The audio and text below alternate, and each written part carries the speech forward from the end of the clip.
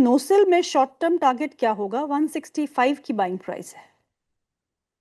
नोसिल अभी तो फिलहाल 165 की है, तो आप वही स्टॉप लॉस रख लीजिए 165 का ही। But hmm. टारगेट 180 या 185 के आसपास आता है तो वापस से मैडम को फिर से तंग करिए और पूछिए कि मैडम आप ब्लू रखिएगा बैकग्राउंड, जिससे कि थोड़ा स्टॉक बढ़े।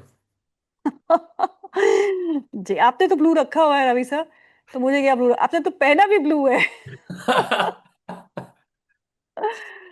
चलिए, मोहित यादव का सवाल है, मुझे 5 साल के लिए 5 लाख रुपए इन्वेस्ट करने हैं, कुछ अच्छे मिड कैप कंपनीज बता दीजिए सर। 5 लाख, 5 साल के लिए 5 लाख के इन्वेस्टमेंट टिप्स रवि सर से। आ, देखिए, वैसे अगर आप मैम देखेंगे तो मैंने जो अभी स्टॉक्स बताए हैं वो भी ज्यादातर उसमें ऐसा बहुत लार्ज कैप के स्टॉक्स नहीं बताए हैं, लेकिन इनको इनकी जो बास्केट है उसको अगर मैं बताऊं तो मैं थोड़ी हम्म। सी बास्केट को यहाँ पे दूसरे तरीके से देखता हूँ, और कुछ स्टॉक्स मैंने यहाँ पर रिकमेंडेशन पे दिए हैं।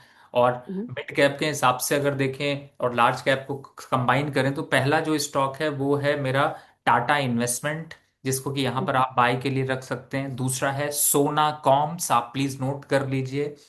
तीसरा हम्म। स्टॉक यहाँ पर है GVT&D करके शेयर है, ये है ऑटो इंडस्ट्री से रिलेटेड स्टॉक, लगभग 4200 के आसपास चल रहा होगा।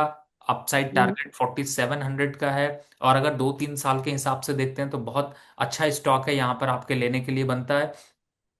मिड कैप से ही अगर देख रहे हैं तो मुझे ऐसा लगता है कि जो और बास्केट मैंने बताई है ये स्टॉक्स आपको ऐड करना चाहिए। और इन स्टॉक्स में एक अच्छा खासा रुझान जारी हो सकता है, यानी कि एक अपवर्ड मोमेंटम में 16-17% के अपवर्ड मूव देखने को मिल सकते हैं। और इस टाइप के स्टॉक अगर आप एकोमुलेट करेंगे तो आपको बेटर फायदा मिलेगा।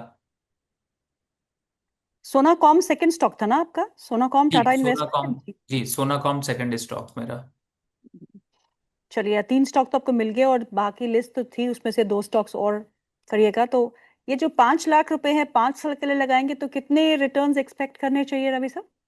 मैम ये ऐसे है कि आप 5 साल, ये नहीं है कि आप आज ही डाल के भूल जाइएगा। आपको 5 साल में एक आध दो बार और इसमें थोड़ा सा ऐड ऑन कर दीजिएगा तो आपको बढ़िया रिटर्न मिलेंगे। I am expecting about to 17% yearly return on this stock, 17% yearly.